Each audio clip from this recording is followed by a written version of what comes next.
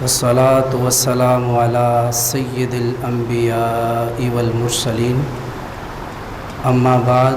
فاعوذ باللہ من الشیطان الرجیم بسم اللہ الرحمن الرحیم پڑھیے الصلاة والسلام علیک یا رسول اللہ وعلی آلک واصحابک یا حبیب اللہ الصلاة والسلام علیک یا نبی اللہ وعلی آلک واصحابک یا نور اللہ۔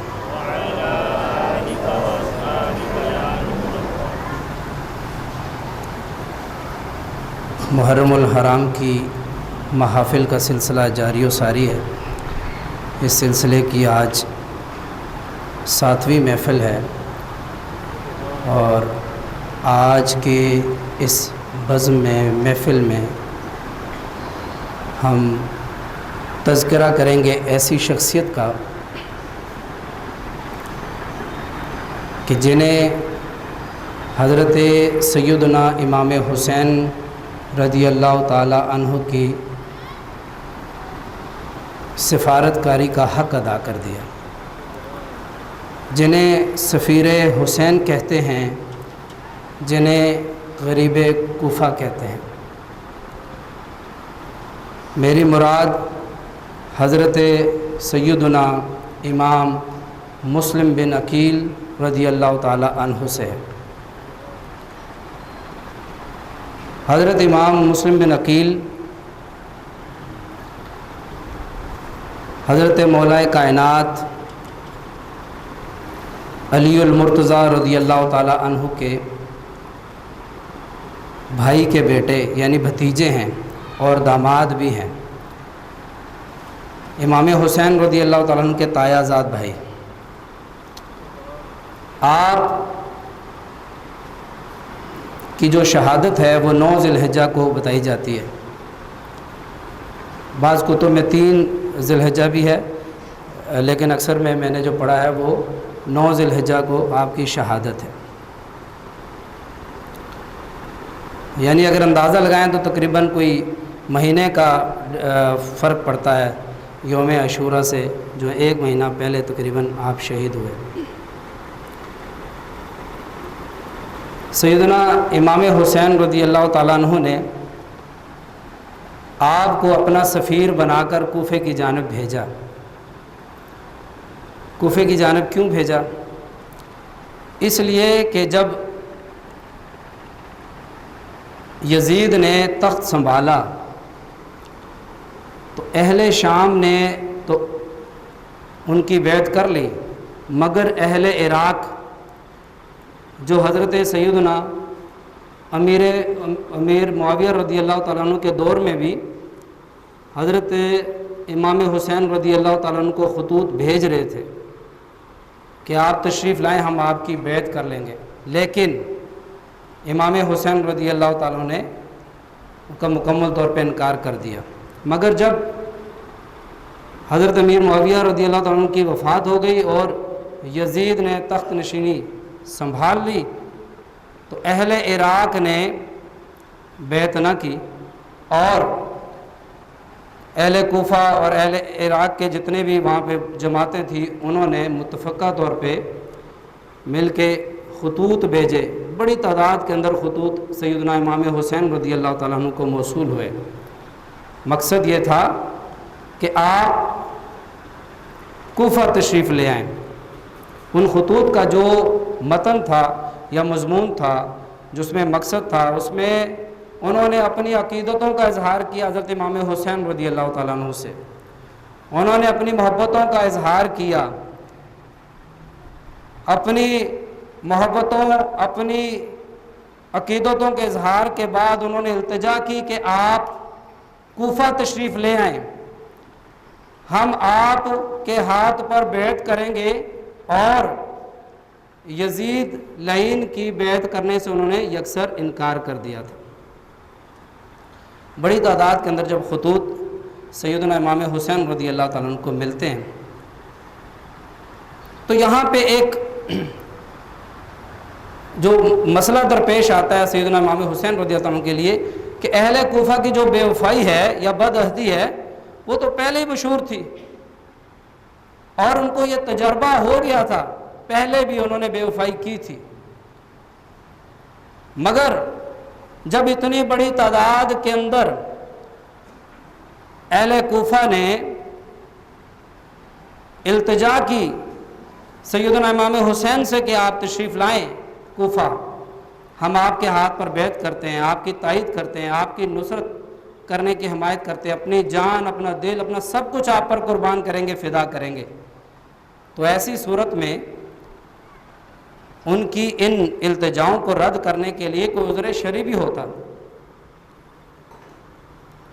ادھر حضرت امام حسین کے لیے سوائے قبول کرنے کے اور کیا تھا، لیکن جب حضرات کبار صحابہ جو اس وقت موجود تھے، حضرت ابن عمر، عبداللہ بن عمر رضی اللہ عنہ، حضرت عبداللہ بن عباس، حضرت عبداللہ بن جعفر اور دیگر صحابہ کرام علیہ رضوان، جن کو پتہ چلا تو وہ سب حضرت امام حسین کے پاس حاضر ہوئے اور ان سے عرض کی کہ اور کوفہ کے حوالے سے ساری باتیں بتائیں، ان کے بدعہدیوں کا تذکرہ کیا اور اس کے بعد آپ کو کوفہ جانے سے روکا۔ اب جو مسئلہ درپیش تھا وہ یہ تھا کہ ایک طرف اتنے بڑے جید صحابہ کرام علیہ رضوان ہیں جن کو اس بات کا خوف ہے کہ سیدنا امام حسین اگر وہاں پہ جاتے ہیں کوفہ میں تو کوفہ والے بدعہدی کریں گے، آپ سے وعدہ وفا نہیں کریں گے، اس صورت میں حضرت امام حسین کو نقصان ہو سکتا ہے۔ دوسری طرف اہل کوفہ کی اتنی بڑی تعداد کے اندر خطوط ہیں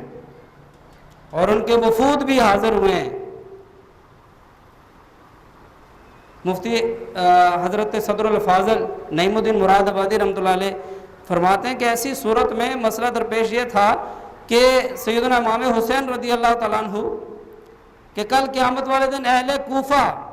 اگر یہ سوال اٹھاتے کہ یا اللہ ہم تو سیدنا امام حسین کے ہاتھ پر بیعت کرنا چاہتے تھے، ہم تو یزید کے ہاتھ پر بیعت نہیں کرنا چاہتے تھے، ہم تو کسی صورت میں بھی اس کو قبول کرنے کے لیے تیار نہ تھے، اور ہم نے اپنے تئیں بہت کوشش بھی کر لی کہ امام حسین تشریف لائیں اور ہم ان کی تائید بھی کرتے، ان پر اپنے مال جان سب کچھ قربان بھی کر لیتے، فدا بھی کرتے، مگر آپ تشریف ہی نہ لائے تو ہم نے مجبوراً یزید کی بیعت کی، تو اس صورت میں کیا جواب ہوتا؟ لہٰذا یہ فیصلہ کیا گیا کہ پہلے کسی سفیر کو بھیجا جائے کوفہ۔ مقصد کیا تھا؟ تاکہ وہ جا کے کوفہ کے حالات کا جائزہ لے لے، حقائق کو دیکھ لے، وہاں پہ صورتحال کیا ہے اس کو دیکھ لے، اس کے بعد وہ حضرت امام حسین رضی اللہ عنہ کو اس بات پہ آگاہ کریں۔ اگر تو اہل کوفہ اپنے وعدے پر قائم ہیں اور اگر وہ اپنے جو کہی ہوئی باتیں ہیں، جو ان کا وعدے تھے، ان کے اوپر اگر وہ پابند ہیں، وعدے کے پابند ہیں، تو اس صورت میں جو صحابہ کرام علیہ رضوان کو تشویش تھی وہ ختم ہو جاتی، اور اگر وہ بدعہدی کر لیتے، بے وفائی کر لیتے، تو اس صورت میں عذر شرعی مل جاتا سیدنا امام حسین رضی اللہ تعالیٰ عنہ کو کہ وہ اہل کوفہ کی درخواست کو مسترد کر لیتے۔ بہرحال مختصر یہ کہ حضرت عبداللہ بن عمر کی تجویز کے اوپر ایک سفیر مقرر کیا گیا کہ انہیں بھیجا جائے۔ حضرت مسلم بن عقیل رضی اللہ تعالیٰ عنہ معتمد خاص حضرت امام حسین رضی اللہ تعالیٰ عنہ کے، ان کو بھیجا گیا۔ اس وقت مکہ میں تھے، وہ مدینہ شریف حاضر ہوئے، نبی اکرم صلی اللہ علیہ وسلم کے روضہ اقدس پہ حاضری دی، اپنے 2 کم سن بچوں کے ہمراہ وہ کوفہ کی طرف روانہ ہو گئے۔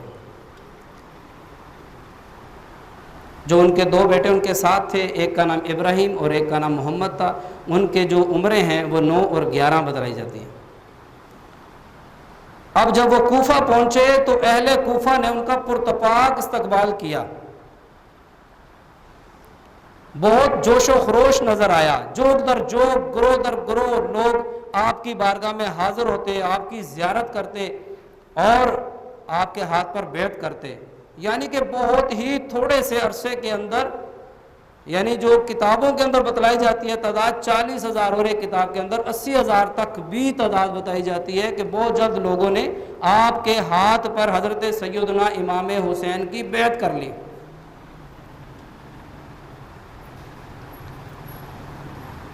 حضرت مسلم بن عقیل رضی اللہ تعالیٰ عنہ روزانہ 5 نمازیں کوفہ کی جامع مسجد میں امامت فرماتے،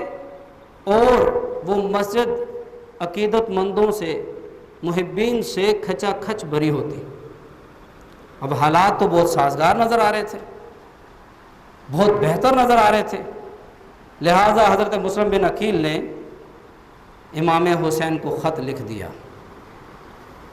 اور اس کے اندر اہل عراق، اہل کوفہ کی گرویدگی کا ذکر کیا، ان کی عقیدتوں کا ذکر کیا، ان کی محبتوں کا ذکر کیا، اور ان کی طرف سے تائید و نصرت کے جو وعدے تھے ان کا تذکرہ کر لینے کے بعد التجا کی کہ حضور آپ جلد تشریف لے آئیں کوفہ میں، کہ حالات بہتر ہیں، آپ جلد تشریف لائیں تاکہ مخلوق خدا ناپاک کے شر سے محفوظ رہے اور آپ کے دست اقدس پر بیعت کر کے فیض یاب ہو سکے۔ لہٰذا یہ خط چلا گیا امام حسین رضی اللہ تعالیٰ عنہ کی طرف۔ اب یہاں پہ یہ بات کرنا لازم سمجھتا ہوں کہ اس دوران جتنا بھی سیدنا امام حسین کے جو سفیر حضرت مسلم بن عقیل رضی اللہ تعالیٰ عنہ کی وہاں پہ ملاقاتیں ہو رہی ہیں، آپ کے مختلف جگہوں پہ دعوتیں ہو رہی ہیں، مختلف گیدرنگز ہیں، سب کچھ جو اس وقت کا گورنر کوفہ ہے حضرت نعمان بن بشیر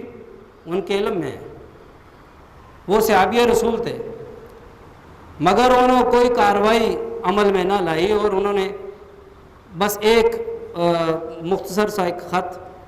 بھیجا جس کے اوپر انہوں نے کہا کہ یہ جو آپ بیعت کر رہے ہیں یہ یزید کو سخت ناپسند ہوگی، اس کے اوپر وہ طیش میں آئے گا، بس اتنا کہہ کے اس کے بعد وہ کسی قسم کی کارروائی عمل میں نہیں لائی، کوئی رکاوٹ، کوئی امر مانے نہیں تھا، جس کی وجہ سے سیدنا امام مسلم بن عقیل کے لیے سب کچھ آسان تھا، لوگوں کو جمع کرنا، کنونس کرنا، لوگوں کی عقیدتیں، محبتیں، سب کچھ۔ ابھی لوگوں کا امتحان شروع ہوا ہی نہیں، امتحان شروع کب ہوتا ہے؟ جب مشکل وقت آتا ہے، امتحان تو مشکل وقت میں آتا ہے۔ تو ابھی تک حالات بالکل بہتر تھے، حالات بہتر تھے تو مخبروں نے یزید کو اطلاع دے دی، اور اطلاع یہ دی کہ آپ کے جو یہاں پہ کوفہ کے اندر گورنر ہیں ان کے سامنے یہ سب کچھ ہو رہا ہے، مسلم بن عقیل سفیر حسین بن کر کوفہ آ چکے ہیں، اور لوگوں کی اتنی بڑی تعداد ان کے ہاتھ پر بیعت کر رہی ہے، اگر اپنی حکومت کو قائم کرنا چاہتے ہو تو فوراً سے پہلے گورنر کو معزول کیا جائے اور کسی اور کو تعینات کر لیا جائے۔ لہٰذا یزید نے اس وقت جو بصرہ کے اندر والی تھا، گورنر تھا عبید اللہ بن زیاد، جو مکار بھی تھا، عیار بھی تھا، اس کو وہاں پہ گورنر تعینات کر دیا اور حضرت نعمان بن بشیر کو معزول کر دیا، اور ابن زیاد کو یہ خط دے کر بھیجا کہ مسلم بن عقیل رضی اللہ تعالیٰ عنہ کا سر مجھے بھیجا جائے، یعنی یزید کو بھیجا جائے۔ یہ ٹرننگ پوائنٹ تھا جہاں پہ صورتحال مکمل طور پہ تبدیل ہو گئی، کیونکہ جب تک نعمان بن بشیر رضی اللہ تعالیٰ عنہ تھے اس وقت حالات سازگار تھے، لہٰذا حضرت مسلم بن عقیل رضی اللہ تعالیٰ عنہ نے خط لکھ دیا، مگر جیسے ابن زیاد بصرہ سے کوفہ کی طرف آیا، سب سے پہلے اس نے طریقہ کار آمد کا ایسا اختیار کیا تاکہ لوگوں کی محبتوں کا، لوگوں کی عقیدتوں کا، لوگوں کے جو رجحان ہے اس کا پوری طرح سے اندازہ لگا لیا جائے کہ لوگ کتنی تعداد کے اندر یا کون کون لوگ جو ہیں وہ امام حسین کے حامی ہیں۔ اس کے لیے اس نے یہ طریقہ اختیار کیا کہ اس نے قادسیہ میں اپنی فوج رکھی، فوج چھوڑ دی قادسیہ میں، اور مختصر سے قافلے کے ساتھ حجازی لباس پہن کر راستہ بھی وہ اختیار کیا جو حجاز کی طرف سے کوفہ کو آتا تھا، اس راستے سے مغرب اور عشاء کی نماز کے درمیان شام کا یعنی رات کی تاریکی کا فائدہ اٹھایا اور وہ کوفہ میں پہنچ گیا۔ اب میں نے پہلے عرض کیا کہ لوگوں کی اتنی بڑی تعداد پہلے ہی حضرت امام حسین کی آمد کے انتظار میں تھے، بہت ہی شوق تھا، اشتیاق تھا اور بہت بےتابی سے انتظار کر رہے تھے۔ جب انہوں نے حجاز کے راستے سے قافلے کی آمد دیکھی حجازی لباس میں، اور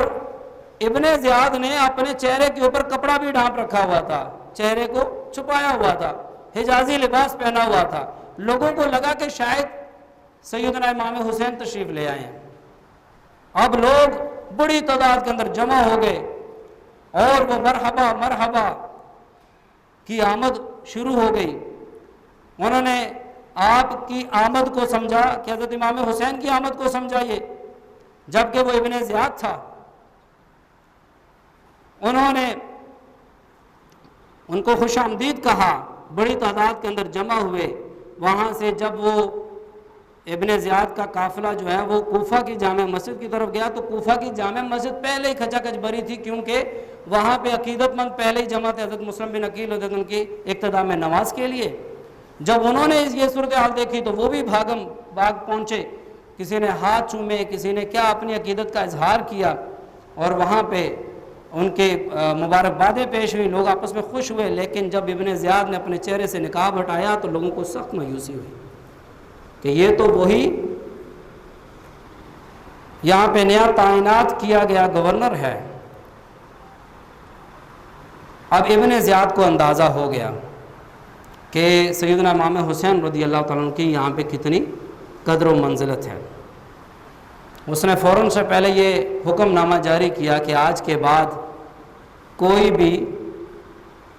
امام مسلم بن عقیل کے ساتھ کسی قسم کا تعلق نہ رکھے۔ اگر کسی کو اس کے ساتھ گفتگو کرتا بھی دیکھا گیا تو اس کا سر قلم کر دیا جائے گا اسی وقت۔ اب حالات یکسر تبدیل ہونے لگے۔ جو عوام ہوتی ہے وہ خوف رکھتی ہے، عوام دولت کے پجاری ہوتے ہیں، ان کو خوف بھی جلدی آتا ہے۔ یہ امتحان کا وقت تھا، جب اس نے یہ کہا تو لوگوں کی تعداد آپ کے ساتھ کم ہونے لگے۔ ابن زیاد کا خوف پیدا ہو گیا، یہاں تک کہ مغرب کی نماز کے وقت جب امام مسلم بن عقیل رضی اللہ عنہ نے نماز شروع کی تو اس وقت 500 لوگ آپ کے ساتھ نماز شروع کر رہے تھے، مگر جب آپ نے نماز ختم کی تو آپ کے ساتھ کوئی بھی نہیں تھا۔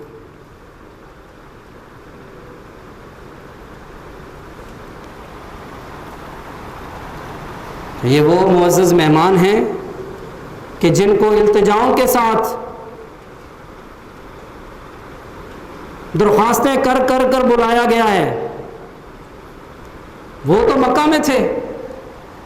انہیں بلایا گیا ہے درخواستیں کر کے، منتیں کر کے، التجائیں کر کے، وعدے کر کے،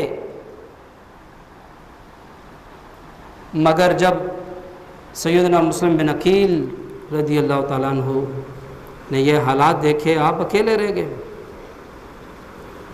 وہ کوفہ کی سرزمین جہاں پہ دعوتوں کا تانتا بندھا ہوا تھا، جہاں پہ لوگ آپ کی بارگاہ میں بار بار حاضر ہو رہے تھے، اپنی عقیدتوں کا اظہار کر رہے تھے، اپنے آپ کو فدا کرنے کا کہہ رہے تھے، کوئی بھی نہیں تھا ساتھ۔ اہل کوفہ نے بہت جلد بدعہدی کر دی، بہت جلد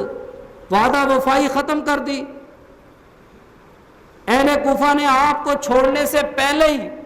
غیرت و حمیت کے ساتھ اپنا تعلق ختم کر دیا،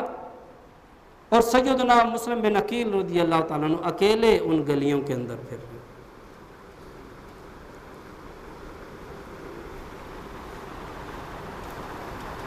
حضرات محترم،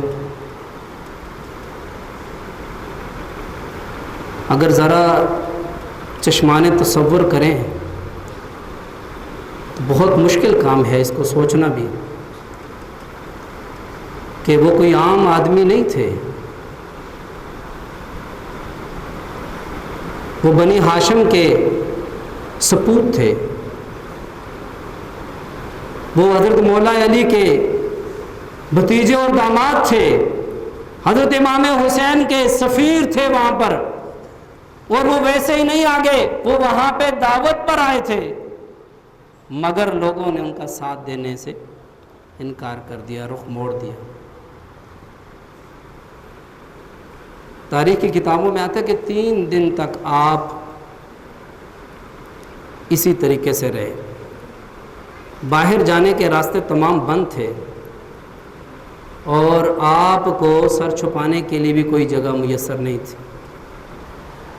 شروع میں تو چونکہ آپ مختار ثقفی کے گھر میں رہے، پھر ہانی بن عروہ کے گھر رہے،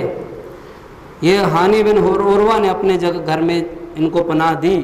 جب اس وقت جب پناہ دی ایسے حالات میں، تو ابن زیاد کو اس بات کا پتہ چل گیا، اس نے وہاں پہ بھی حملہ کر دیا۔ لیکن حضرت ہانی نے حضرت امام مسلم کی حوالگی سے انکار کر دیا، انہوں نے کہا میں نے نہیں دینا، میرا مہمان ہے۔ انہوں نے حضرت ہانی کو گرفتار کر لیا، لے گئے، وہاں پر ان کو کوڑے مارے۔ 90 سال کی عمر کے وہ صحابی ہیں، 90 سال کی عمر کے وہ صحابی ہیں، ان کو 500 کوڑے مارے گئے۔ جب وہ بے ہوش ہو گئے تو ان کا سر قلم کر دیا گیا۔ جب اس بات کا پتہ چلا حضرت مسلم بن عقیل رضی اللہ تعالیٰ عنہ کو، تو آپ نے اپنے حامیوں کو آواز دی، ندا دی، تو لوگ جمع ہو گئے۔ جب وہ لوگ جمع ہوئے، یہ وہ والا منظر ہے کہ جب 40,000 کا جو مجمع ہے، ایک مرتبہ آپ کے ساتھ جو اس وقت کا قصر شاہی ہے اس پر پہنچ گیا تھا۔ 40,000 کا مجمع لے کر جب آپ قصر شاہی پر پہنچے، تو چونکہ ابن زیاد نے پہلے ہی معاہدین اور جتنے بھی وہاں پہ سردار تھے ان کو بھی یرمغال بنا کے رکھ لیا تھا وہاں پر، تو اب جب یہ وہاں پہ پہنچے تو اگر امام مسلم بن عقیل اس وقت ایک حکم بھی دیتے تو اس صورت میں وہ قلعہ فتح کرنا ان کے لیے کوئی مشکل کام نہیں تھا، اسی وقت سب کچھ ختم ہو چکا ہوتا، بلکہ ملک شام کے اندر بھی حکومت جو ہے نا تحتاج ہو جاتی اگر امام مسلم بن عقیل اس وقت حکم دیتے۔ مگر امام مسلم بن عقیل نے توقف کیا، آپ نے آرام کیا، مینس کہ یہاں پہ آپ نے تھوڑا سا انہیں وقت دیا۔ وقت دینے کا مقصد حکمت یہ تھی کہ آپ قطع حجت کرنا چاہتے تھے، آپ صلح کی طرف جانا چاہتے تھے، آپ چاہتے تھے حتی الامکان خون ریزی نہ ہو اور کسی بھی طریقے سے بات چیت سے معاملہ حل ہو جائے، لیکن ایسا نہیں ہو سکا۔ ابن زیاد نے جو اندر معاہدین تھے، جو سردار تھے، ان کو ڈرایا دھمکایا، ان کو سخت دھمکیاں دی، جس کے اوپر وہ لوگ ڈر گئے، خوف زدہ ہو گئے، اور وہ جلدی وہاں پہ بالکونی پر چڑھ کے انہوں نے اپنے لوگوں کو کہا کہ تم لوگ امام مسلم کا ساتھ چھوڑ دو۔ یہ وہ والا خاص واقعہ تھا جہاں کے بعد آپ اکیلے ہوئے، جس کے بعد آپ اکیلے۔ یہ واقعہ بہت امپورٹنٹ اس لیے بھی ہے کہ اس میں حضرت امام مسلم کی جو سوچ تھی، جو آپ کی فکر تھی، جو آپ شریعت کے فالو کرتے، وہ بھی آپ کو پتہ چلتا ہے کہ اتنے بڑے لوگ آپ کے ساتھ ہیں، آپ چاہتے تو اسی وقت سب کچھ ختم کر چکے ہوتے، لیکن آپ نے ختم نہیں کیا، آپ نے اس کو موقع دیا، اس نے موقع کا ناجائز فائدہ اٹھایا، اور نتیجہ یہ نکلا کہ جب لوگوں نے اپنے جو قبیلے کے لوگوں کو کہا کہ تم لوگ کس طرف چلے گئے ہو، یہاں پر ہمیں ابن زیاد ہمیں گاجر مولیوں کی طرح کاٹ دے گا، ہمارے بچوں کو مار دے گا، ہماری جائیدادوں کو لوٹ لے گا، ہمارے گھروں کو تباہ کر دے گا، تم لوگ بالکل ساتھ چھوڑ دو۔ انہوں نے اتنا زیادہ زور دیا کہ لوگوں نے ساتھ چھوڑ دیا، اور اس کے بعد امام مسلم بالکل اکیلے ہو گئے۔ پھر جا کے آپ جو ہے نا وہ راستہ آپ کے لیے کوئی بھی نہیں تھا، کوئی بھی آپ کے ساتھ نہیں تھا۔ اب صورتحال یہ تھی کہ حضرت امام مسلم بن عقیل رضی اللہ تعالیٰ عنہ بالکل اکیلے رہ گئے، اور گلیوں کے اندر ایک جگہ پہ رات کا سفر، رات آپ نے گزاری، اور کچھ پہر آپ نے گزارا تو تہجد کا وقت ہوا، آپ نے نماز کا ٹائم تھا تو چونکہ ایک گھر سے پانی مانگا۔ یہ طوع خاتون کا گھر تھا، اور وہ محب اہل بیت تھی، انہوں نے آپ کو جب پوچھا پہچان لیا، انہوں نے اپنے پاس پناہ دی، لیکن اس کا بیٹا بھی چونکہ یزید کی وہاں پہ تعینات کردہ جو گورنر تھا ابن زیاد، اس کی فوج کے ساتھ اس کا تعلق تھا، اس نے مخبری کر دی یہاں پہ حضرت امام مسلم بن عقیل رضی اللہ عنہ کے مقابلے کے لیے 3000 فوجی اس نے بھیجے. 3000 فوجی کس کے مقابلے کے لیے؟ ایک مجاہد کے مقابلے کے لیے. یعنی وہ اکیلے اپنے اندر لشکر تھے. آپ باہر نکلے، مقابلہ کیا، دسیوں کو آپ نے زخمی کیا. وہ آپ کے ساتھ مقابلہ نہیں کر پا رہے تھے. کافی دیر انہوں نے مقابلہ کرنے کی کوشش کی، مگر جب مقابلہ نہیں کر سکے تو انہوں نے پھر، وقت مختصر ہے، میں چاہوں گا کہ جلدی ختم ہو جائے، انہوں نے پھر یہ کیا کہ ہیلا کیا، بہانہ کیا کہ ہم تو آپ کے ساتھ لڑنا ہی نہیں چاہتے، ہم تو یہ چاہتے ہیں کہ آپ ہمارے ساتھ چلیں، ابن زیاد کے پاس چلیں، آپ گفتگو شنید کریں، بات چیت کریں، معاملے کو ختم کر دیں، ہم تو حاضر ہیں اس معاملے کے لیے، ہم آپ کے ساتھ نہیں لڑنا چاہتے. امام مسلم تو پہلے ہی نہیں لڑنا چاہتے تھے. آپ نے فرمایا کہ میں تو اس وقت بھی نہیں لڑنا چاہتا تھا جب میرے ساتھ 40,000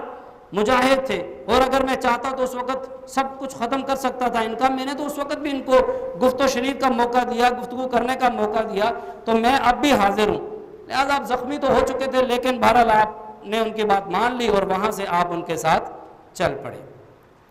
جب آپ وہاں پہ پہنچے، ابن زیاد کے دربار میں پہنچے، تو ابن زیاد کے دربار میں پہنچے تو ابن زیاد وہاں پہ ویسے ہی بہت ہی زیادہ حقارت امیز لہجے کے اندر بات کی. اس نے کہا اب تمہارا وقت آخر آ چکا ہے. جو بندہ اپنی گارنٹی دے کر لایا تھا آپ کو، وہ بھی پیچھے ہٹ گیا. آپ بھی سمجھ گئے کہ بھئی تمہارے بس کا کام نہیں ہے مجھے بچانا یہاں پہ. لہٰذا ابن زیاد نے کہا کہ اب تمہارا وقت آ چکا ہے، اب تمہیں قتل کر دیا جائے گا، اگر تمہاری کوئی وصیت ہے تو آپ بتا دو. حضرت امام مسلم بن عقیل نے فرمایا کہ میرے ذمہ یہاں پہ کچھ قرض ہے،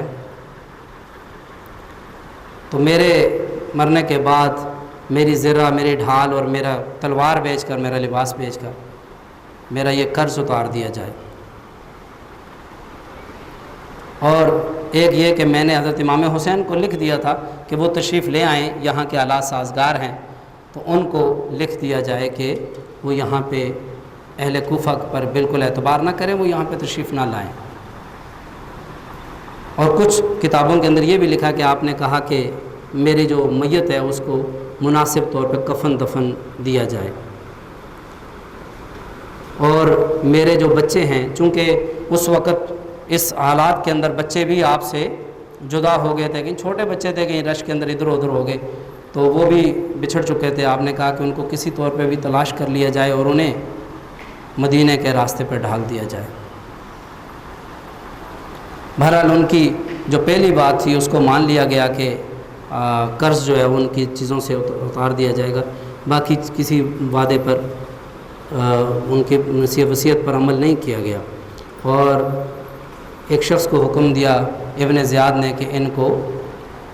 جو عمارت ہے اس کے اوپر سے گرا دیا جائے. اس طرح سیدنا امام مسلم بن عقیل رضی اللہ تعالی عنہ کو اس بلند عمارت سے گرایا. پہلے انہیں قتل کر دیا، شہید کر دیا، اور اس کے بعد ان کو، ان کے لاش مبارک کو نیچے گرایا، اور اس کے بعد ان کی بے حرمتی بھی کی. اب ہمیں اس سارے واقعے سے جو نظر آتا ہے کہ حضرت سیدنا امام حسین رضی اللہ عنہ کے جو سفیر ہیں، ان کی جرت، ان کی بہادری اور ان کا ہر دم استقلال جو ہے، آپ استعارہ بن گئے وفاداری کا، آپ استعارہ بن گئے بہادری کا. آپ نے اس بات کا حق ادا کر دیا. آپ ان چند شخصیات میں سے 4 شخصیات ایسی ہیں جنہوں نے سیدنا امام حسین اور آپ کے مشن کے اوپر اپنا سب کچھ قربان کر دیا. آپ کو یہ بات عرض کروں کہ حضرت امام مسلم بن عقیل نے اپنے 2 شہزادے جو ان کے ساتھ یہاں پہ آئے تھے، جن کو گرفتار کر لیا، ابن زیاد نے ان کے اوپر بھی ترس نہ کھایا کہ وہ تو بچے تھے، ان کو بھی گرفتار کر لیا، پہلے قید میں ڈالا، بعد میں پھر ان کو بھی، جب وہ وہاں سے بھاگ نکلے قید سے، تو وہ بیچارے راستے بھٹکتے بھٹکتے دوبارہ ان کے ہاتھ لگ گئے. ان کو جس بے دردی کے ساتھ شہید کیا گیا یہ الگ داستان ہے. تو یہ 2 تو یہاں پہ شہید ہو گئے، اور جو باقی 3 ہیں وہ کربلا کے مقام پر شہید ہوئے سیدنا امام حسین رضی اللہ عنہ کے ساتھ. تو حضرت مسلم بن عقیل کو، ایک تو میں نے آپ کو یہ عرض کیا کہ 40,000 جب آپ کے ساتھ لوگ تھے، اور ایک جب ہانی بن عروہ انہوں نے ایک ترکیب بنائی تھی کہ کسی طور پہ ہم ابن زیاد کو ختم کر دیتے ہیں، چونکہ ابن زیاد کے ساتھ ان کا تعلق تھا اور ہانی بن عروہ کا کوئی دوستانہ تعلق تھا، لیکن ان کو یہ پتہ تھا کہ یہ اہل بیت کا دشمن ہے، تو اس وجہ سے وہ ان کو ختم کرنا چاہتے ہیں۔ انہوں نے کہا کہ میں بیماری کا بہانہ بناتا ہوں، یہ میرے گھر آئے گا، یہ جب میرے گھر آئے گا تو میں حضرت مسلم بن عقیل کو کہا کہ آپ چھپ جاؤ، اور جب میں پانی مانگوں گا تو آپ نے اس حالات دیکھ لینا اور آپ اس کے اوپر حملہ کر دینا، اس کا خاتمہ کر دینا۔ جب ابن زیاد کو ہانی بن عروہ کی بیماری کا پتہ چلا، وہ وہاں پہ گیا عیادت کے لیے، وہاں پہ صورتحال اس طرح کی بنی، آپ نے پانی مانگا ہانی بن عروہ نے، مگر امام مسلم نہ تشریف لائے۔ 3 مرتبہ اس نے مانگا لیکن نہیں ہوا۔ اس کے بعد وہ آپ سے ناراض ہوئے کہ اتنا اچھا موقع تھا، جب وہ چلا گیا ابن زیاد تو پوچھا کہ اتنا اچھا موقع تھا تم کیوں نہیں آئے؟ آپ نے کہا کہ میں رسول اللہ صلی اللہ علیہ وسلم کے خاندان سے ہوں، میں نہیں چاہتا کہ کسی کو دھوکے میں رکھ کے ماروں، میں نہیں چاہتا کہ کسی کو پتہ نہ اور میں پیچھے سے وار کر دوں، اس وجہ سے میں نے اس کے اوپر حملہ نہیں کیا، وگرنہ وہ سنہری موقع تھا، اس کو ختم کیا جا سکتا تھا، مگر آپ نے اس وقت بھی اس کو چھوڑ دیا۔ تو یہ تھے حضرت مسلم بن عقیل اور یہ تھی ان کی سفارت کاری۔ یہ واقعہ بہت طویل اور بہت ہی دردناک ہے۔ اللہ رب العزت سے دعا ہے کہ اللہ تعالیٰ میں ان کے فیض و برکات نصیب فرمائے، اور انہوں نے جو دین اسلام کی خاطر اور دین کی آبیاری کی خاطر اپنا سب کچھ قربان کیا، اللہ تعالیٰ ہمیں اس دین کو سمجھنے اور اس دین کی خاطر اپنے آپ کو اور اپنے سب کچھ کو لٹا سکنے والی توفیق بھی دے کہ اگر کبھی موقع ملے تو ہم بھی دین اسلام کو سب سے زیادہ فوقیت دیں اپنے مال دولت اپنے سب کچھ پر۔